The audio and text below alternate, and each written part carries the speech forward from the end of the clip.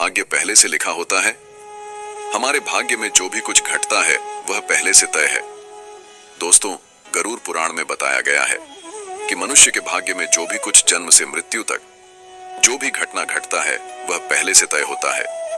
दोस्तों, मृत्यु और जन्म ही एक ऐसा सत्य है जिसे कोई टाल नहीं सकता है। पर दोस्तों, हम यह नहीं जान पाते हैं कि हमारा भाग्य हमारे से जन्म से पहले ही लिखा होता है या जन्म के बाद। लेकिन गरुड़ पुराण में जन्म मरण कर्म के बारे में विस्तृत रूप से जानकारी दिया गया है। तो आइए शुरुआत करते हैं गरुड़ पुराण की उस ज्ञानवर्धक प्रस्तुति कि मनुष्य का भाग्य कब लिखा जाता है। क्या मनुष्य भाग्य उसके जन्म से पहले लिखा जाता है या जन्म के बाद? नमस्कार दोस्तों, स्वागत है हमारे इस चैनल गीता गुरु की इस ज्ञानवर्धक प्रस्तुति में। आप खो जाए उससे पहले हम आपको बता दें कि इस वीडियो को आधा अधूरा देखने की गलती बिल्कुल भी नहीं करे, क्योंकि यह गरुड़ पुराण की ज्ञानवर्धक प्रस्तुति है जो आपके जीवन से जुड़ी हुई है। गरुड़ पुराण की इस रहस्यमय ज्ञान को जानने के बाद आपके जीवन से जुड़ी समस्त लोभ, क्रोध, मोह, दुखों का अंत होगा। मित्रों, भगवान श्री कृष्ण कहते हैं, कभी भी किस व्यक्ति को गरुड़ पुराण की बातों को आधा अधूरा नहीं सुनना चाहिए, क्योंकि आधा अधूरा ज्ञान हमेशा विष के समान होता है। इसीलिए मित्रों, आपसे यही आग्रह है, आप इस वीडियो को बिना स्किप किए अंत तक जरूर देखिए। साथ ही इस वीडियो को एक लाइक करके चैनल को अवश्य सब्सक्राइब कर लीजिए। और हाँ दोस्तों, कमेंट बॉक्स में जय श्री कृष्ण लिखकर ईश्वर को आप अपना आभार व्यक्त जरूर कर दीजिए। इससे आपके जीवन से सभी दुखों का अंत होगा। आइए दोस्तों, जानते हैं गरुड़ पुराण में श्री कृष्ण ने बताया है कि हर मनुष्य के जीवन में जो भी कुछ होता है वह जन्म पहले से तय होता है, उसे कोई टाल नहीं सकता है। दोस्तों, गरुड़ पुराण हमें जन्म मरण से लेकर वर्तमान जीवन कैसे जिए, यह सभी चीजों के बारे में सिखाते हैं। आइए दोस्तों, आज हम एक कथा के माध्यम से जानते हैं कि हमारा भाग्य जन्म से पहले लिखा जाता है या जन्म के बाद, जो गरुड़ पुराण स्कंद पुराण के द्वारा बताया गया है, जो श्री कृष्ण ने स्वयं नारद बतलाया था। आज हम उन्हीं कथा जानेंगे। मित्रों, एक समय की बात है, द्वारका नगरी में दिन श्री कृष्ण अपने दिव्य आसन पे बैठे हुए थे। तभी देवर श्री नारद नारायण नारायण का जाप करते हुए उनके पास पहुंचते हैं और उन्होंने प्रणाम करके और बोले, है प्रभु, आप त्रिकालदर्शी हैं। मैंने सुना हूं कि जो जीव मनुष्य जन्म लेता है, क्या उसका भाग्य पहले से लिखा होता है प्रभु, मैं जानना चाहता हूं कि मनुष्य के साथ जो कुछ घटना घटित होता है वह उसके जन्म से पहले तय होता है या वह पिछले जन्म का भोग भोगता है। क्या यह सत्य है या हम अपनी मेहनत और कर्मों से उसे बदल सकते हैं? फिर भगवान श्री कृष्ण नारद की बात सुनकर मुस्कुराए और बोले, हे नारद, आपका यह प्रश्न बहुत ही गूढ़ और महत्वपूर्ण है, जो मानव जाति लिए उसके जन्म, कर्म और मृत्यु पर आधारित है। फिर कृष्ण बोले, हे नारद, मैं तुम्हें एक कथा सुनाता हूँ जो न तुम्हारे इस प्रश्न उत्तर देगी, बल्कि हर मनुष्य के लिए एक चेतावनी और प्रेरणा भी होगी। तुम इस कथा को पूरे ध्यान पूर्वक आखिरी तक सुनो। कृष्ण बोले, हे नारद, यह गरुड़ पुराण की कथा है। जो यह कथा को आधा अधूरा सुनने की गलती करता है, उस पर भारी संकट आती है, क्योंकि आधा अधूरा ज्ञान हमेशा विष के समान होता है। कृष्ण बोले, हे नारद, इस कलयुग भरी संसार में जो मनुष्य इस कथा को पूरे ध्यान पूर्वक आखिरी तक सुन लेगा और समझ लेगा, उसका इस संसार से सभी पाप कर्म, क्रोध, मोह से मुक्ति मिलेगा। फिर नारद बोले, हे प्रभु, मैं उस कथा को पूरे ध्यान पूर्वक आखिरी तक सुनूंगा, आप उस कथा को निश्चित हो सुनाएं। फिर श्री कृष्ण ने नारद को वह कथा सुनाते हैं। श्री कृष्ण बोले, है नारद, प्राचीन काल में एक विशाल और समृद्ध राज्य था जिसका नाम अक्षयपुरी था। उस राज्य का शासक राजा रत्नधर था। राजा रत्नधर अत्यंत धर्मात्मा और न्यायप्रिय था। वह सदैव अपने राज्य के प्रजा के कल्याण के लिए काम करता था और धर्म का पालन करता था। उसे भगवान से एक संतान का आशीर्वाद चाहिए था, ताकि वह अपने राज्य का कार्यभार किसी योग्य उत्तराधिकारी को सौंप सके। फिर है नारद, राजा रत्नधर और रानी दोनों ने कई वर्षों तक तपस्या की। इससे भगवान शिव ने प्रसन्न होकर उसे संतान होने का वरदान दिया। फिर एक दिन भगवान शिव के आशीर्वाद से रानी गर्भवती हुई। राजा और रानी अत्यंत प्रसन्न थे, क्योंकि वे चाहते थे कि उनका बेटा महान शासक बने और राज्य को सुख समृद्धि की ओर ले जाए। परंतु जब रानी ने बेटे को जन्म दिया तो वह बच्चा विकलांग और शारीरिक रूप से कमजोर था। उसके शरीर की हड्डियां टूटी हुई थीं और वह शारीरिक रूप से सक्षम नहीं था। राजा रत्नधर का दिल टूट गया। उसने भगवान से यह सवाल पूछा कि ऐसा क्यों हुआ। तब राजा रत्नधर ने भगवान श्री कृष्ण से मिलने का निर्णय लिया और उन्हें अपने दुखों को साझा करने के लिए वहां पहुंचे। राजा ने भगवान से पूछा, हे प्रभु, मैंने इतनी तपस्या की, यज्ञ किए, फिर भी मेरे बेटे का जन्म विकलांग क्यों हुआ?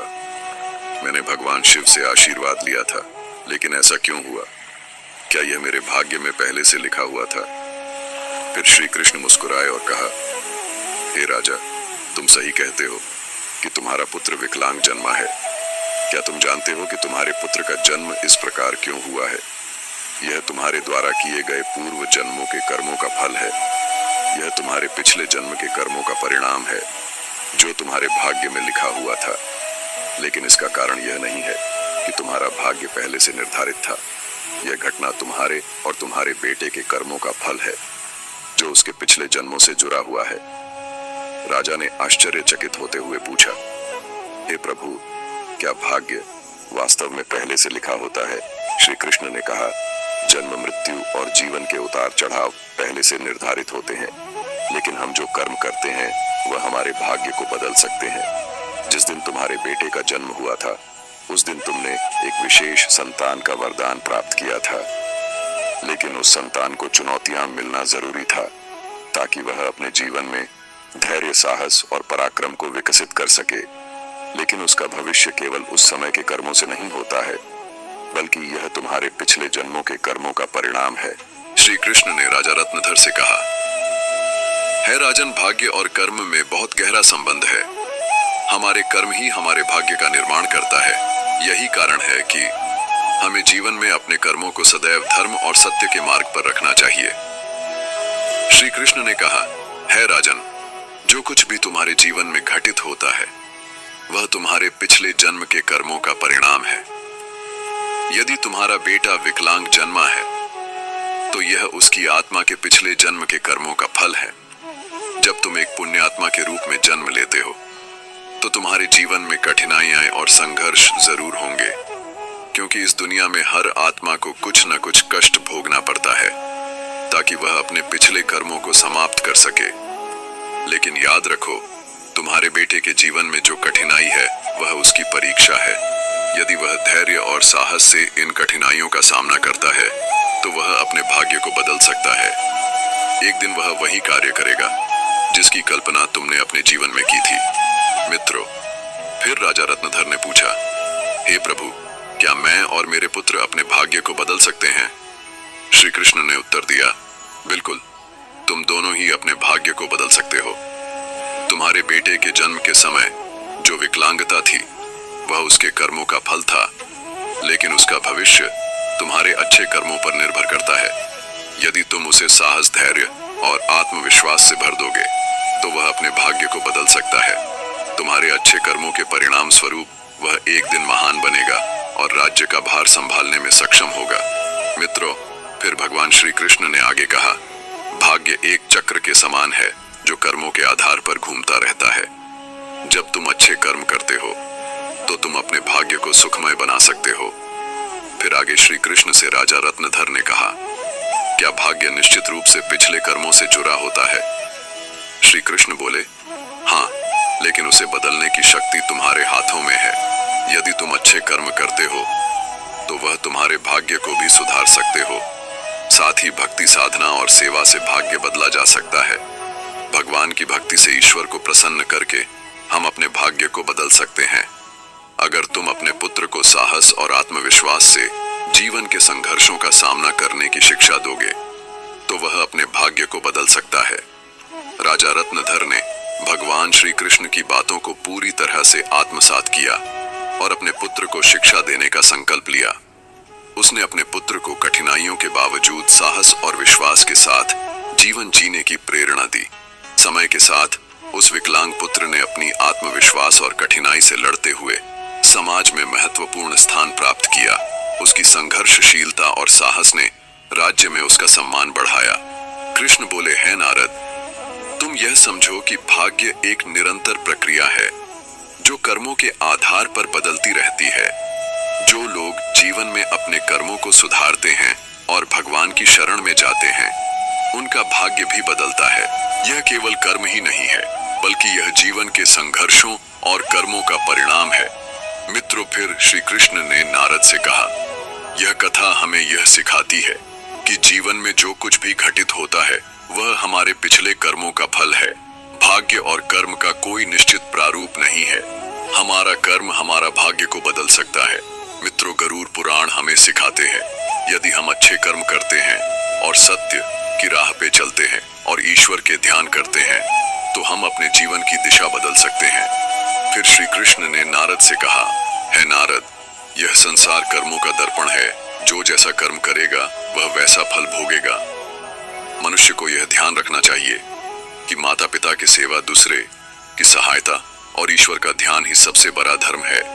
जो मनुष्य अपने पिछले जन्म में किसी के साथ पाप किया है, किसी को कष्ट दिया है, उसे न केवल नरक में भयानक यातना मिलती है, बल्कि वह जन्म जन्मांतर तक उस भोग भोगती है। लेकिन जो अपना कर्म सुधारता है वह इस चक्र से मुक्त हो सकता है, क्योंकि यह संसार एक अवसर है। धर्म, सेवा, सत्य ही मनुष्य का जीवन है। मनुष्य के यह समझना चाहिए कि मृत्यु के बाद के उसके अच्छे कर्म ही साथ जाते हैं। मित्रों, यह कथा हमें यह सिखाती है कि हमारे भाग्य पिछले कर्मों का फल है। हर पाप का दंड, हर पुण्य का फल निश्चित होता है। मनुष्य, तुम अपने कर्मों पर ध्यान दो, स्वार्थ, पाप और अहंकार को त्यागो, धर्म, सत्य और सेवा को अपनाओ, क्योंकि यही जीवन का सबसे बड़ा सत्य मार्ग है। मित्रों, श्री कृष्ण ने इस प्रकार नारद को गरुड़ पुराण की रहस्य को बताया। मित्रों, भाग्य निश्चित रूप से जन्म से पहले लिखा जाता है, लेकिन हम अपने जीवन के संघर्ष, सत्य, धर्म और ईश्वर की भक्ति से हम अपने भाग्य को बदल सकते हैं। मित्रों, गरुड़ पुराण में भाग्य का लेखा जोखा और कर्मों के बारे में उल्लेख मिलता है। पर दोस्तों, मनुष्य अपने कर्मों, संघर्ष और ईश्वर की भक्ति से हम अपने जीवन को बदल सकते हैं। मित्रों, गरुड़ पुराण हमें सिखाते हैं कि जीवन एक बोया हुआ खेत की तरह है। मनुष्य खेत में जो बीज बोते हैं वही फल मिलता प्राप्त होता है। उसी प्रकार मनुष्य अपने जीवन में जो कर्म करते हैं उसका अगले जन्म में उसी रूप से फल भोगता है। इसलिए दोस्तों, गरुड़ पुराण में श्री कृष्ण कहते हैं कि जब मनुष्य का जन्म होता है तो उसके पिछले कर्मों के आधार पर उसका भाग्य उसके जन्म से पहले लिखा जाता है, और उस मनुष्य के साथ वही होता है जो उसके जन्म से पहले उसके भाग्य में लिखा हुआ है, जिसे कोई टाल नहीं सकता है। परंतु सत्य, धर्म और सेवा से ईश्वर को प्रसन्न कर हम अपने भाग्य को बदल सकते हैं। हिंदू धर्म का सबसे बड़ा धर्म ग्रंथ गरुड़ पुराण है, जिसमें मनुष्य के जीवन, मृत्यु और भाग्य कर्मों के बारे विस्तार रूप से बताया गया है। यह पुराण हिंदू धर्म के 18 महापुराणों में से एक है, और इस पुराण में जन्म, मरण से पुनर्जन्म, कर्म और आत्मा के मार्ग के बारे में पूरे विस्तार से बताया गया है। दोस्तों, गरुड़ पुराण के अनुसार मनुष्य का भाग्य उसके पिछले कर्मों निर्भर करता है। गरुड़ पुराण, जो विष्णु पुराणों के प्रमुख ग्रंथ में से एक है, यह पुराण जीवन के रहस्यों और मानव के कर्म फल के बारे में बताया गया है। गरुड़ पुराण में श्री कृष्ण को साक्षात भगवान विष्णु के अवतार माने जाते हैं। दोस्तों, गरुड़ पुराण श्री कृष्ण कहते हैं, मनुष्य अपने जीवन में अच्छे कर्म और सत्य मार्ग पर चलकर ईश्वर को प्रसन्न कर हम अपने भाग्य में होने वाले घटना से बच सकते हैं और आने वाले भाग्य को हम बदल सकते हैं। मित्रों, गरुड़ पुराण में श्री कृष्ण ने मनुष्य को जीवन जीने के लिए 3 मुख्य उपदेश दिए हैं, जिन पे चल के हम अपने भाग्य के कर्मों को बदल सकते हैं। दोस्तों, आप इस वीडियो को अंत तक जरूर देखिए, क्योंकि यह सारी जानकारी गरुड़ पुराण के द्वारा बताया गया है। इस वीडियो